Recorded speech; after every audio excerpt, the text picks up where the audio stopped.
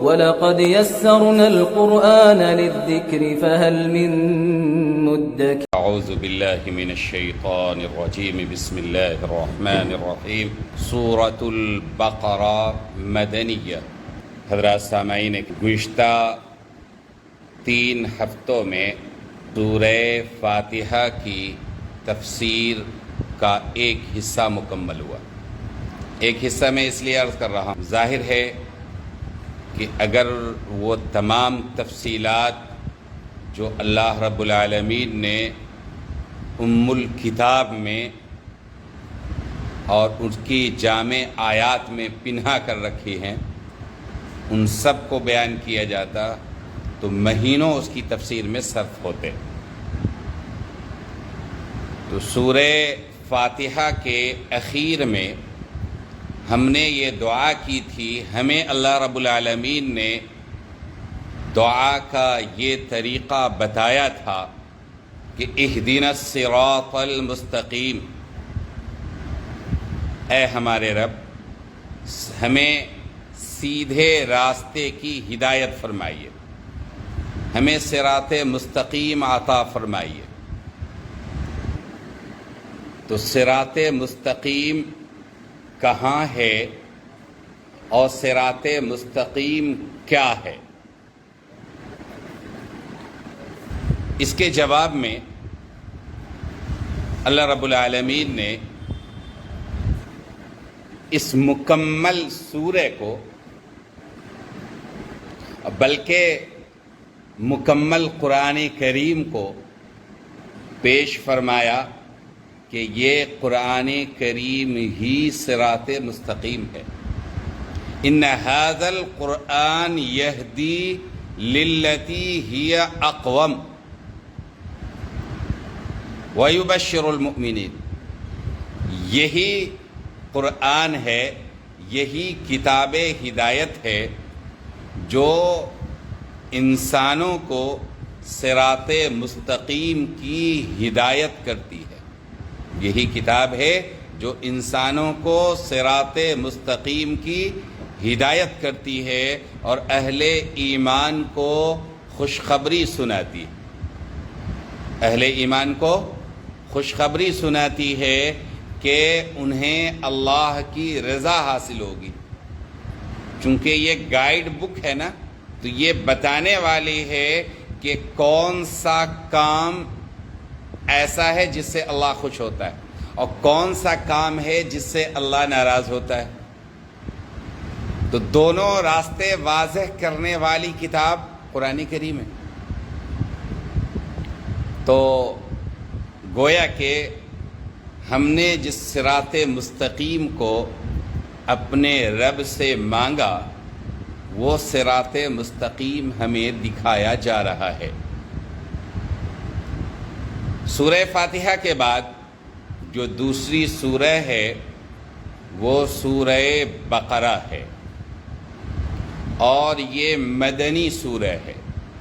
سورہ بقرہ مدنی سورہ ہے، اور یہ اس کی زیادہ تر آیتیں اس وقت نازل ہوئیں جب رسول اللہ صلی اللہ علیہ وسلم ہجرت کر کے مدینہ منورہ پہنچے۔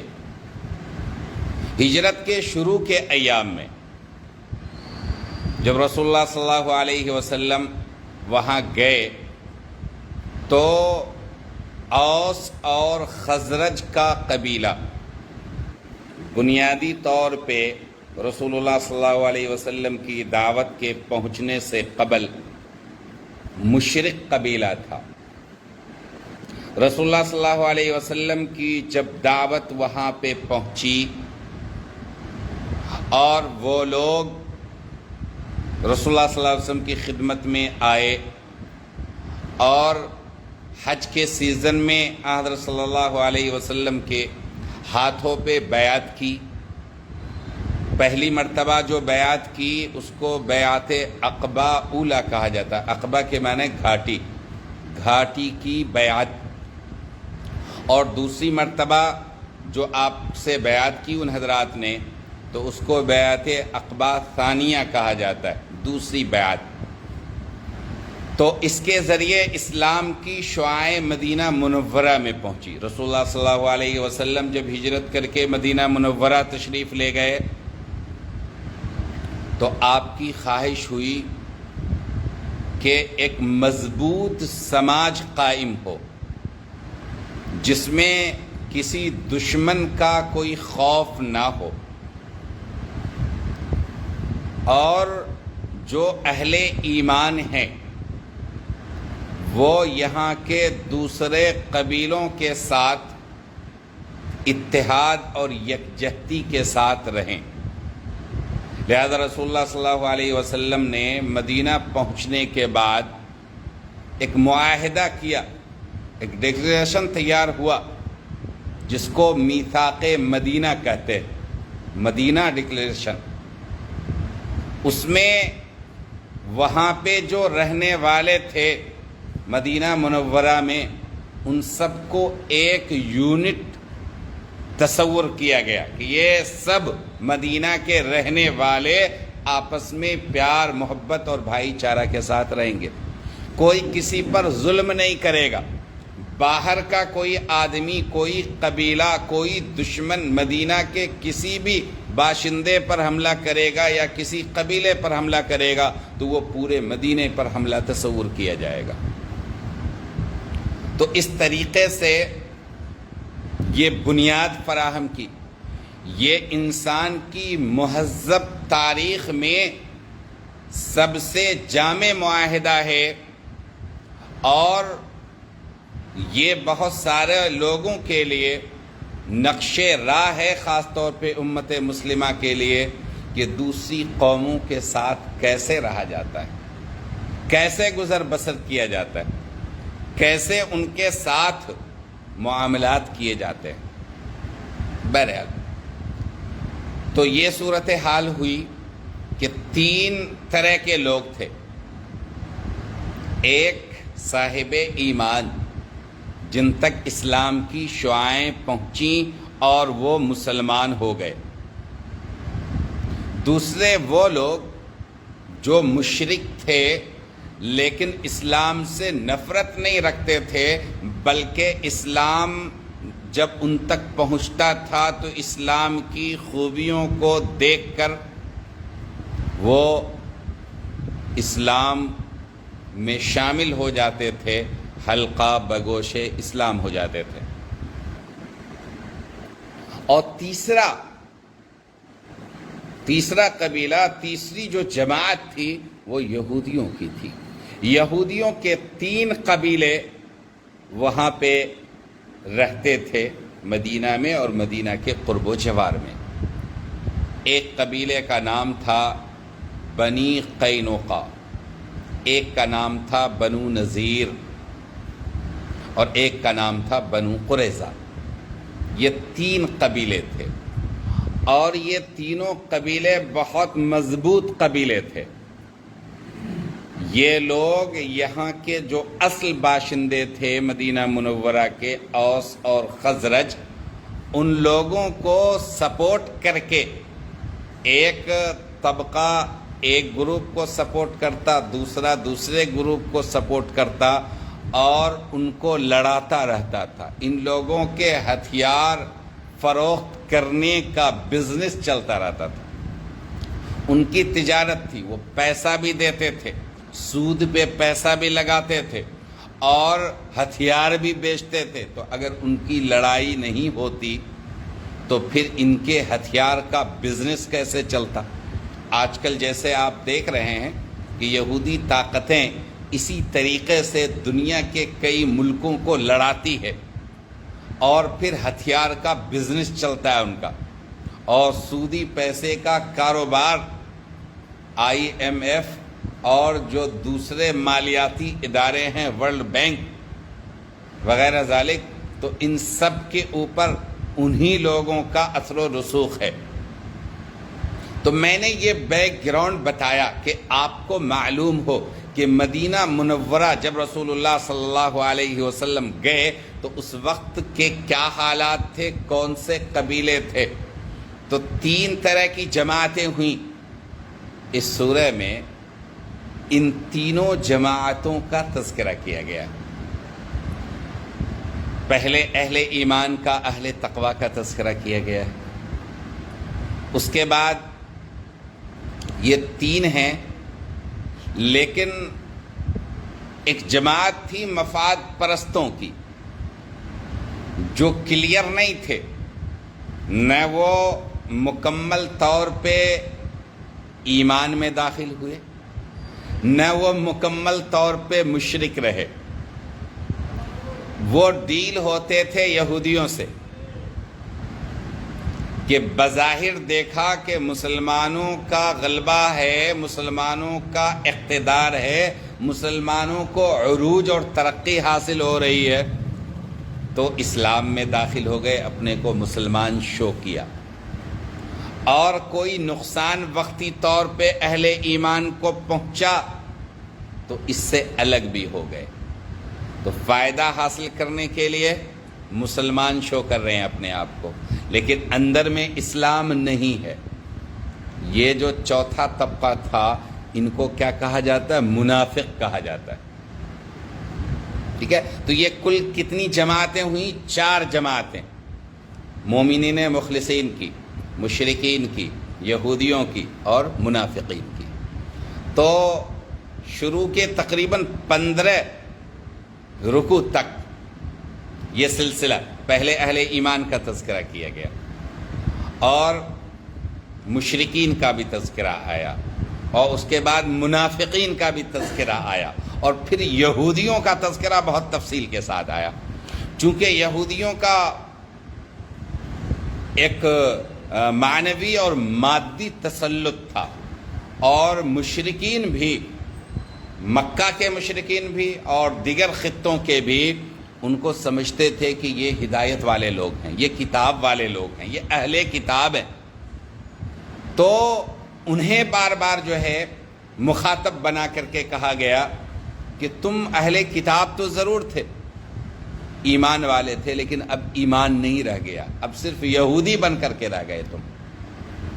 جو اصل خوبیاں تھی اہل ایمان کی وہ تم سے سلب ہو گئی، چھین لی گئی۔ تو بزرگوں، یہ سورہ بقرہ ہے، اور اس کے مضامین کو میں نے بتایا کہ بنیادی طور پہ یہ چیزیں ہیں۔ یہ قرآن کریم کی سب سے طویل سورہ، سب سے لمبی۔ قرآن کریم میں جو احکامات دیے گئے ہیں سب سے زیادہ اسی سورہ میں، سب سے زیادہ اسی سورہ میں ہیں۔ قرآن کریم کے بہت سارے مضامین و معانی اس سورہ میں آ گئے، اس لیے رسول اللہ صلی اللہ علیہ وسلم نے اس سورہ کی تلاوت کی بڑی فضیلت بیان کی ہے۔ رسول اللہ صلی اللہ علیہ وسلم نے ارشاد فرمایا، لا تجعلوا بیوتکم مقابر، اے لوگو اپنے گھروں کو قبرستان مت بناؤ۔ قبرستان میں سناٹا ہوتا ہے، اس کو گورے غریباں کہتے ہیں، تو سناٹا گھر میں قبرستان جیسا سناٹا نہیں ہونا چاہیے، آواز آنی چاہیے۔ تو آواز کس چیز کی آنی چاہیے؟ تو فرمایا کہ اس گھر میں شیاطین کا گزر نہیں ہوتا ہے جہاں سورہ بقرہ کی تلاوت کی جاتی، اس گھر میں شیاطین کا گزر نہیں ہوتا ہے جہاں سورہ بقرہ کی تلاوت کی جاتی۔ تو ایک تو بہت بڑی چیز یہ ہوئی کہ گھر میں برکتیں نازل ہوتی، رحمتیں نازل ہوتی۔ رسول اللہ صلی اللہ علیہ وسلم نے ارشاد فرمایا، اقرؤوا الزہراوین، 2 تر و تازہ پھول، 2 کھلے ہوئے پھول، یعنی 2 کھلی ہوئی سورتیں، 2 بارونق تر و تازہ سورتیں، یعنی سورہ بقرہ اور اس کے فوراً بعد کی سورہ، بولیے، سورہ آل عمران، ان دونوں کی تلاوت کیا کرو، ان دونوں کی تلاوت کیا کرو۔ رسول اللہ صلی اللہ علیہ وسلم نے ارشاد فرمایا کہ سورہ بقرہ جو ہے وہ کیا ہے؟ ذروۃ القرآن، قرآن کریم ذروہ اور عروہ اس کو کہتے ہیں، اور ذروۃ السنام کہتے ہیں سب سے اونچی چوٹی کو۔ پہاڑ میں جو سب سے اونچا حصہ ہوتا ہے، اونچی چوٹی ہوتی ہے، ٹھیک ہے، تو اس کو ذروہ کہتے ہیں۔ تو رسول اللہ صلی اللہ علیہ وسلم نے فرمایا کہ قرآن کریم کا سب سے اونچا حصہ سورہ بقرہ ہے۔ اس سورہ میں چند آیات ہیں جس کی مزید فضیلت ہے۔ اسی سورہ میں آیت الکرسی ہے۔ اسی سورہ میں کیا ہے؟ آیت الکرسی۔ اور اسی سورہ میں وہ حصہ بھی ہے جس کو رسول اللہ صلی اللہ علیہ وسلم کثرت سے دعاؤں میں پڑھا کرتے تھے۔ ربنا لا تؤاخذنا ان نسینا او اخطأنا ربنا ولا تحملنا ما لا طاقة لنا به واعف عنا وانصرنا، ٹھیک ہے؟ تو یہ جو دعائیں ہیں یہ بھی اسی سورہ کے اختتام پر ہیں۔ اخیر کی 2 آیات اس کی الگ سے فضیلت ہے۔ تو کل ملا کر سورہ بقرہ کی بڑی فضیلتیں۔ رسول اللہ صلی اللہ علیہ وسلم نے ارشاد فرمایا، مسلم شریف کی روایت ہے کہ سورہ بقرہ کا پڑھنا خیر اور برکت کا سبب ہے، اور نہ پڑھنے والوں کے لیے حسرت کا سبب ہے، افسوس کا سبب ہے، اور اس کے پڑھنے والے پر اہل باطل کبھی قابو نہیں پا سکتے۔ اہل باطل سے مراد جادوگر۔ کسی جادوگر کا جادو چلے گا ہی نہیں، اس کی شعبدہ بازی چلے گی ہی نہیں جس شخص نے سورہ بقرہ کی تلاوت کا اہتمام کیا۔ تو انشاءاللہ ہم لوگ آج کے اس مجلس درس قرآن کریم میں یہ عہد کرتے ہیں کہ مکمل قرآن کریم اور خاص طور پہ سورہ بقرہ کی تلاوت کا اہتمام کیا کریں گے انشاءاللہ۔ اس اہمیت کے ساتھ سورہ بقرہ کا افتتاح اور اس کی شروعات ہو رہی ہے۔ الف لام میم ذلك الكتاب لا ريب فيه هدى للمتقين الذين يؤمنون بالغيب ويقيمون الصلاة ومما رزقناهم ينفقون۔ شروعات ہے الف لام میم سے۔ یہ الف لام میم ان کو حروف مقطعات کہا جاتا ہے۔ حروف مقطعات یعنی ایک ساتھ ان کو نہیں پڑھیں گے، ان کو پڑھیں گے تو کیسے پڑھیں گے؟ الگ الگ کاٹ کاٹ کے۔ الف کو الگ پڑھیں گے، لام کو الگ پڑھیں گے، میم کو الگ پڑھیں گے۔ الف لام میم۔ قرآن کریم کا حسن یہ ہے کہ 114 سورتوں میں سے 29 سورتوں کی شروعات حروف مقطعات سے ہوتی۔ کتنی سورتوں کی شروعات؟ 29 کی۔ کس سے ہوتی؟ حروف مقطعات سے۔ حروف مقطعات کبھی تو صرف ایک حرف ہوگا، جیسے نون والقلم وما يسطرون، تو نون کیا ہے؟ حروف مقطعات میں سے ایک حرف ہے۔ کبھی 2 حروف ہوں گے، طه ما انزلنا عليك القرآن لتشقى، 2 حروف ہوں گے۔ کبھی 3 حروف ہوں گے، ٹھیک ہے؟ جیسے یہاں ہے الف لام میم، کبھی 4 حروف ہوں گے الف لام میم را،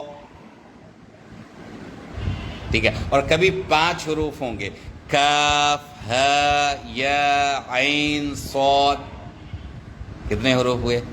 5 حروف۔ ایک اور حکمت کی بات میں آپ کو بتاتا ہوں، ہر وہ سورہ جس کے حروف مقطعات میں طا ہو، تو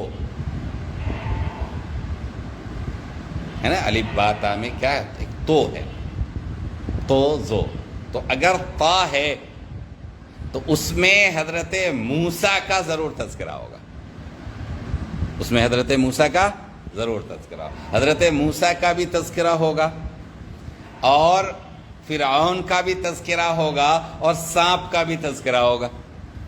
آپ کہیں گے کہ یہ عجیب اتفاق ہے۔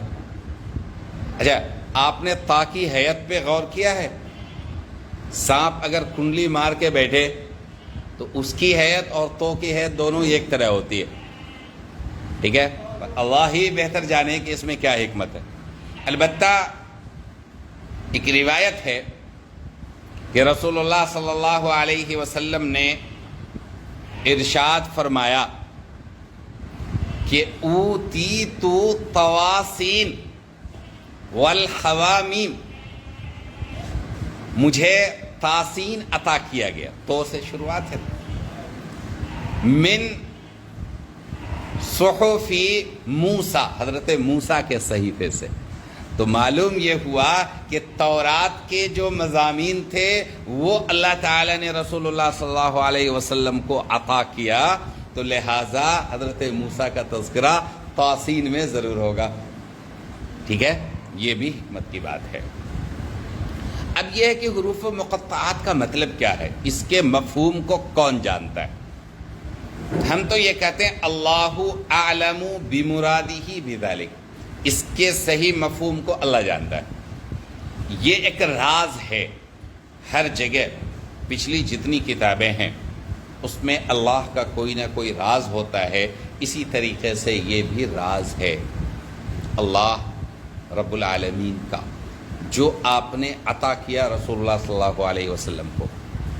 اس کے مفہوم کو، اس کے معنی کو امت کو نہیں بتایا گیا، لیکن امت کے لیے بڑا خیر ہے کہ ہم جب الف لام میم پڑھتے ہیں تو ہم کو ثواب ملتا ہے، اور مزید خیر یہ ہے کہ صرف ثواب ہی نہیں بلکہ جب ہم الف لام میم پڑھتے ہیں تو ہم اس پہ ایمان بھی رکھتے ہیں۔ اللہ تعالیٰ نے ایمان والوں کی صفت بتائی ہے کہ جو متشابہات ہیں، جس کے معنی مفہوم کو وہ نہیں جانتے ہیں، وہ کہتے ہیں اہل ایمان کے یہ اللہ کی طرف سے، یہ کس کی طرف سے ہے؟ اللہ رب العالمین کی طرف سے ہے۔ تو یہ راز ہے حروف مقطعات اللہ رب العالمین کی طرف سے، اور یہ اللہ اور اس کے رسول کے درمیان کی ایک چیز ہے۔ امت کو اس کا تفصیلی علم نہیں دیا گیا، اجمالی علم یہ ہے کہ اس پہ ہم ایمان رکھیں، اس کو پڑھیں، یہ قرآن کریم کی خوبصورتی ہے، ٹھیک ہے؟ 2 باتیں واضح ہو گئی۔ اب الف لام میم کے بعد ذالک الکتاب لا ریب فیہ، اللہ تعالی نے فرمایا کہ یہ کتاب ہے، اس میں کوئی شک نہیں ہے،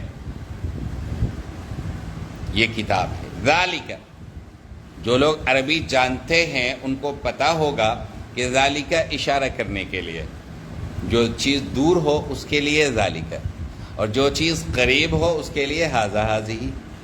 یہاں پہ ذالک استعمال کیا گیا، حالانکہ قرآن کریم تو بالکل قریب ہے نا، ہمارے دل میں ہے، آپ کے دل میں ہے، سامنے ہے، پھر ذالک کہا گیا۔ اور خود یہ قرآن کریم اشارہ کر رہا ان آیات، یہ مجموعہ قرآن جتنی آیات نازل ہو چکی اس کی جانب، یا جو نازل ہونے والی ہیں ان کی جانب، جو لوح محفوظ میں ہے۔ تو وہ دور کہاں سے ہوا؟ اس کا جواب یہ ہے کہ یہ اشارہ دور کے صیغے سے عظمت کو بتانے کے لیے، مقام کو بتانے کے لیے، بزرگی کو بتانے کے لیے کیا جاتا ہے۔ کیا بتانے کے لیے؟ مقام، مرتبہ، بزرگی اور عظمت کو بتانے کے لیے کہ یہ عظمت والی کتاب ہے۔ لا ریب فیہ، اس میں کوئی شک نہیں ہے۔ پہلی چیز ہے کہ اللہ رب العالمین نے اس کو نازل فرمایا، یہ منزل من اللہ ہے، اللہ کی طرف سے یہ کتاب نازل ہوئی، اس میں کوئی شک نہیں۔ کس چیز میں شک نہیں ہے؟ اللہ کی طرف سے نازل ہونے میں کوئی شک نہیں۔ رسول اللہ صلی اللہ علیہ وسلم کے قلب اطہر پہ نازل کیا گیا، اس میں کوئی شک نہیں۔ اس کا واسطہ بہت مضبوط ہے، اللہ رب العالمین کی طرف سے لے کر حضرت جبرائیل رسول اللہ صلی اللہ علیہ وسلم کے قلب اطہر تک پہنچا رہے ہیں۔ یہ واسطہ بہت اسٹرانگ ہے، بہت مضبوط ہے۔ یہ ایسا نہیں ہے جیسا کہ یہودیوں کے پاس کتاب تھی کہ اس کا مضبوط واسطہ نہیں تھا، اور جو تھا اس کو انہوں نے گم کر دیا تھا، ضائع کر دیا تھا۔ یا انجیل، اس کا اتنا مضبوط واسطہ نہیں رہ گیا تھا، یعنی جس میں حضرت عیسیٰ علیہ السلام کے آخری احوال بلکہ ان کے بعد کے بھی احوال ہوں، کیا وہ کتاب حضرت عیسیٰ علیہ السلام پہ نازل ہو سکتی؟ ہاں، اس میں اپنی طرف سے انہوں نے تحریف کر دی، لیکن اس کتاب کے بارے میں یہ کتاب خود اپنے بارے میں یہ دعویٰ کر رہی ہے کہ اس میں کسی قسم کے شک و شبہ کی کوئی گنجائش نہیں۔ اس کے اللہ رب العالمین کی طرف سے ہونے میں کوئی شک نہیں، اس کے رسول اللہ صلی اللہ علیہ وسلم کے قلب اطہر پہ نازل کیے جانے میں کوئی شک نہیں، رسول اللہ صلی اللہ علیہ وسلم نے ہو بہو امت کو بتا دیا، امت تک پہنچا دیا، اس میں کوئی شک نہیں۔ اب آگے آ جائیے، اس کے معانی اور مضامین میں بھی کوئی شک نہیں۔ آپ کہیں گے کہ اس میں تو بہت سارے لوگوں کو شک ہے، لوگ اعتراض کرتے ہیں اور بولتے ہیں، شک و شبہ ظاہر کرتے ہیں۔ اس کا جواب یہ ہے کہ یہ لا علمی کی بنیاد پہ، غفلت کی بنیاد پہ وہ اعتراض کرتے ہیں، لیکن اگر اس کو کما حقہ سمجھنے کی کوشش کریں تو خود جو شخص اس میں غور کرے گا وہ اللہ کی ہدایت کے قریب پہنچ جائے گا، اور کسی شک و شبہ کی کوئی گنجائش نہیں رہ جائے گی۔ ایک صاحب نے قرآن کریم کا مطالعہ کرنا شروع کیا، اور مطالعہ کرتے کرتے مکمل مطالعہ کیا تو انہوں نے کہا کہ ہم نے مطالعہ کیا لیکن یہ اللہ کا کلام ہے، اس پہ مجھے یقین نہیں ہوا۔ کہا گیا پھر مطالعہ کرو، پھر کیا، پھر کہا گیا 2 سے 12 مطالعہ کرو۔ جب تیسری مرتبہ وہ شخص آیا اور کہا کہ ہم نے مطالعہ کیا اور ہم صحیح نتیجے پہ نہیں پہنچے، ان سے کہا گیا کہ یہ بتائیں کہ آپ نے جو قرآن کریم کا مطالعہ کیا تو کیا قرآن کریم کی زبان میں مطالعہ کیا؟ کہا نہیں، ہم نے اس کا ٹرانسلیشن دیکھا۔ کہا کہ آپ اس زبان کو سیکھیے اور اس زبان میں آپ اس کا مطالعہ کیجئے، اس میں تدبر کیجئے، اس میں تفکر کیجئے۔ جب انہوں نے عربی زبان سیکھی اور اب مطالعہ کرنا شروع کیا، تب انہیں محسوس ہوا کہ یہ تو بہت عظیم کلام ہے۔ اسی لیے لا ریب فیہ، کسی شک و شبہ کی کوئی گنجائش نہیں ہے۔ اگر کوئی شک کرتا ہے تو کسی بدنیتی کی وجہ سے کرتا ہے، یا پہلے ہی مخالفت پال رکھی ہے اس بنیاد پہ کرتا ہے۔ اگر سنجیدہ ہو کر کے مطالعہ کرے گا تو اس کتاب میں کسی شک و شبہ کی کوئی گنجائش نہیں ہے۔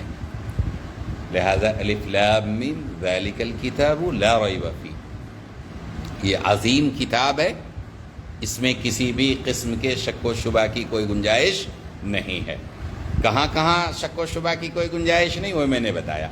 اللہ رب العالمین کی طرف سے نازل ہونے میں، رسول اللہ صلی اللہ علیہ وسلم کے قلب اطہر پہ اترنے میں، رسول اللہ صلی اللہ علیہ وسلم کے ہو بہو امت تک پہنچانے میں، حضرت جبرائیل کے لانے میں، اور اس کے معانی میں، اس کے مضامین میں کسی بھی قسم کے شک و شبہ کی گنجائش نہیں۔ اتنا ہی نہیں، اس کے الفاظ میں بھی شک و شبہ کی کوئی گنجائش نہیں ہے۔ اس کے الفاظ بھی ہو بہو محفوظ ہیں، اس کے محفوظ ہونے میں بھی کسی شک و شبہ کی گنجائش نہیں ہے۔ اس لیے کہ اللہ رب العالمین نے فرمایا انا نحن نزلنا الذکر وانا له لحافظون، یقیناً ہم نے ہی اس کتاب ہدایت کو نازل کیا ہے اور ہم ہی اس کی کیا کریں گے؟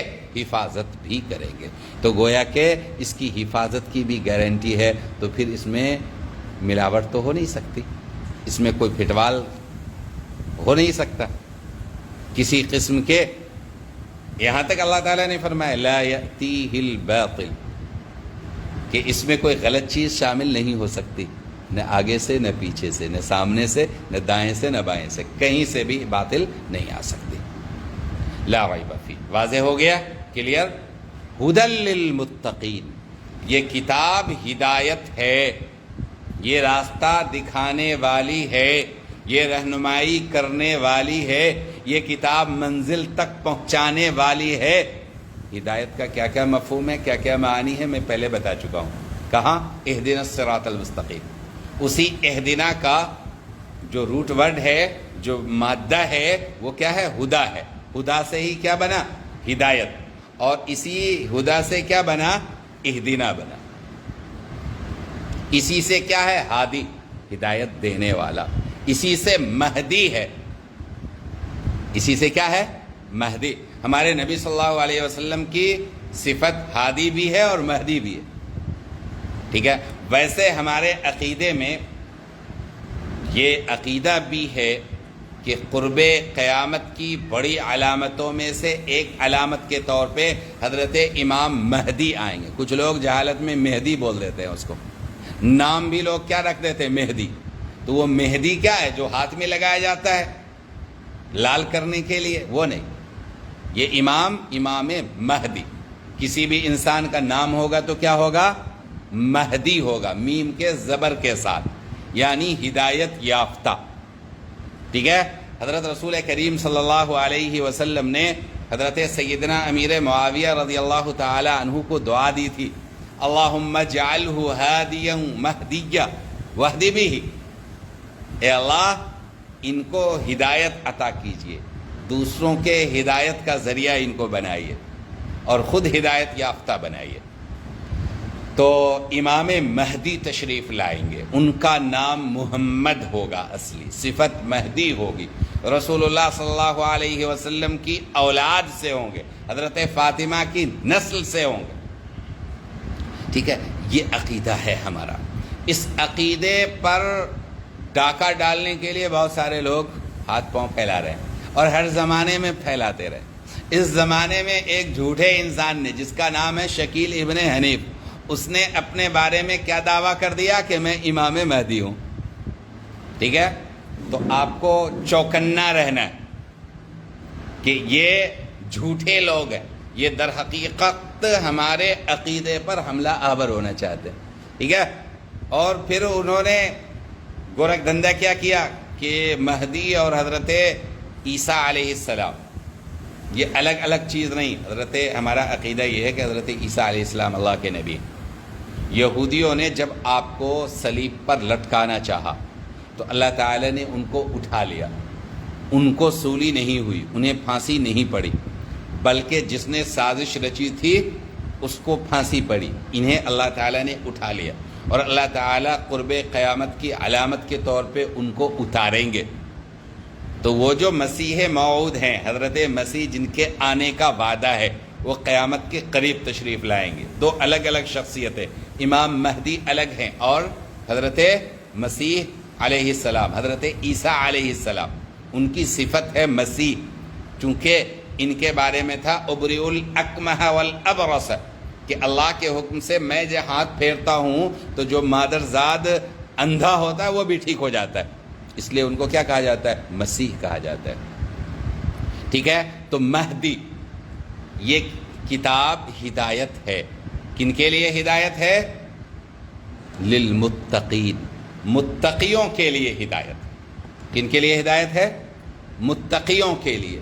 متقی کس کو کہتے ہیں؟ تقوی اختیار کرنے والا. تقوی کسے کہا جاتا ہے؟ ہر کام کے کرنے سے پہلے یہ دیکھنا کہ یہ غلط کام تو نہیں ہے، یہ غیر مناسب کام تو نہیں ہے، اس سے اللہ ناراض تو نہیں ہوتا ہے. تو ہر کام کے کرنے سے پہلے یہ دیکھنا کہ اس سے اللہ راضی ہوتا ہے یا ناراض ہوتا ہے. اللہ کے ناراضگی کے کام کو چھوڑ دینا اللہ کے خوف سے، یہ تقویٰ. اللہ کے ناراضگی کے کام کو چھوڑ دینا اللہ کے خوف سے، اس کو کیا کہتے ہیں؟ تقویٰ کہتے ہیں. تو تقویٰ کے بہت سارے درجات ہیں. کفر کو چھوڑنا، شرک کو چھوڑنا، یہ سب سے بڑا درجہ ہے. بڑے گناہوں کو چھوڑنا یہ اس سے نیچے کا، لیکن یہ بھی بہت اونچا درجہ ہے. اس کے بعد ہے غیر مناسب چیزوں کو چھوڑنا، بے حیائی کے کاموں کو چھوڑنا، فواحش کو چھوڑنا. یہ تمام چیزیں ہیں جو تقویٰ ہیں. ایک متقی انسان ہر عمل میں دیکھتا ہے کہ ہمارا یہ عمل سنت و شریعت کے مطابق ہے یا نہیں ہے، اور جہاں پہ سنت کے خلاف عمل ہوگا، شریعت کے خلاف عمل ہوگا، اس کو چھوڑ دیتا ہے. ٹھیک ہے؟ تو ہدی للمتقین، یہ متقیوں کے لیے ہدایت ہے. اصل بات یہ ہے کہ قرآن کریم تو پوری انسانیت کے لیے ہدایت ہے. قرآن کریم پوری انسانیت کے لیے ہدایت ہے. چنانچہ اسی سورہ میں اللہ تعالیٰ نے آگے فرمایا ہدی للناس، کہ یہ قرآن کریم پوری انسانیت کے لیے ہدایت ہے. لیکن چونکہ اس سے فائدہ، قرآن کریم کی اس ہدایت سے فائدہ کون لوگ اٹھاتے ہیں؟ متقی لوگ اٹھاتے ہیں. تو یہ ایسے ہی ہے کہ جیسا کہ ابھی آپ درس سن رہے ہیں، درس قرآن کریم، تفسیر سن رہے ہیں، تو آپ اس پہ عمل پیرا ہوں گے تو جیسا جیسا رنگ چڑھے گا. تو اگر کوئی کہے کہ بھائی قرآن کریم کے درس سے فائدہ تو اس نے اٹھایا. ایک صاحب تھے، جب پچھلی مرتبہ درس ہو رہا تھا، جو پہلا سلسلہ تھا، وہ اب ہمارے درمیان نہیں رہے، اللہ کو پیارے ہو گئے. جب درس میں شامل ہونا شروع ہوئے تو ایسی ان کی زندگی چینج ہوئی کہ دن رات قرآن کریم سے ان کا شغف تھا. وہ دکان میں بیٹھے ہوئے ہیں تو قرآن کی تلاوت کر رہے ہیں، وہ گھر میں ہیں تو قرآن کریم کی تلاوت کر رہے ہیں. ایسی چینجنگ آئی. تو کہا جا سکتا ہے کہ درس قرآن سے فائدہ تو ان کو پہنچا. اس کا یہ مطلب نہیں کہ باقی لوگوں کو، سب کو فائدہ پہنچتا ہے، لیکن کما حق ہو جو فائدہ کون لوگ اٹھاتے ہیں؟ متقی لوگ اٹھاتے ہیں. اب متقیوں کی صفت کیا ہے؟ کہ یہ متقیوں کے لیے ہدایت ہے. متقیوں کی چند علامات بتائی گئی. سب سے پہلی علامت بتائی گئی الذین یؤمنون بالغیب، کہ وہ ایمان لاتے ہیں، ان کے دل میں یقین ہے. کن چیزوں پہ یقین ہے؟ اللہ پر یقین ہے، اللہ کی کتابوں پر یقین ہے، اللہ کے نبیوں پر یقین ہے، اللہ کے فرشتوں پر یقین ہے، آخرت کے دن پر یقین ہے، جنت جہنم پر یقین ہے، پل صراط پر یقین ہے. ان تمام چیزوں، جنت کی نعمتوں پر یقین ہے، عرش و کرسی پر یقین ہے، تمام چیزوں پر یقین ہے. لیکن کیا کسی چیز کو دیکھا ہے؟ دیکھا نہیں. الذین یؤمنون بالغیب، جو ان تمام چیزوں پر ایمان رکھتے ہیں لیکن غائبانہ، صرف اس بنیاد پر کہ ایک مخبر صادق، سچے خبر دینے والے نے خبر دی ہے، تو ان تمام چیزوں پر یقین رکھتے ہیں. وَيُقِيمُونَ الصَّلَاةَ، اور کیا کرتے ہیں؟ نماز قائم کرتے ہیں. تو پہلا آیت کا جو پہلا حصہ یؤمنون بالغیب، اس میں کس چیز کو بیان کیا گیا؟ عقیدے کو بیان کیا گیا. اور اسی کے اگلے حصے میں کیا بیان کیا گیا؟ عمل کو، کہ ان تمام چیزوں کی علامت کیا ہے؟ کہ نماز قائم کرتے ہیں، نماز کو تمام آداب کی رعایت کے ساتھ پڑھتے ہیں، تمام سنن و مستحبات کی رعایت کے ساتھ انجام دیتے ہیں، جماعت کے ساتھ پڑھتے ہیں. یقیمون الصلاۃ، یؤمنون بالغیب وَيُقِيمُونَ الصَّلَاةَ وَمِمَّا رَزَقْنَاهُمْ يُنْفِقُونَ. اور یہ نہیں ہے کہ صرف جسمانی عبادت کرتے ہیں، بلکہ اللہ تعالی نے جو کچھ عطا کیا ہے، مال ہے، دولت ہے، نعمتیں ہیں، ان میں سے کچھ نہ کچھ اللہ کے راستے میں ضرور خرچ کرتے ہیں. جتنی بھی نعمتیں اللہ تعالیٰ نے دی ہیں ان میں سے کچھ نہ کچھ اللہ رب العالمین کے راستے میں ضرور خرچ کرتے ہیں، اللہ کے راستے میں قربانی دینے کے لیے تیار رہتے ہیں۔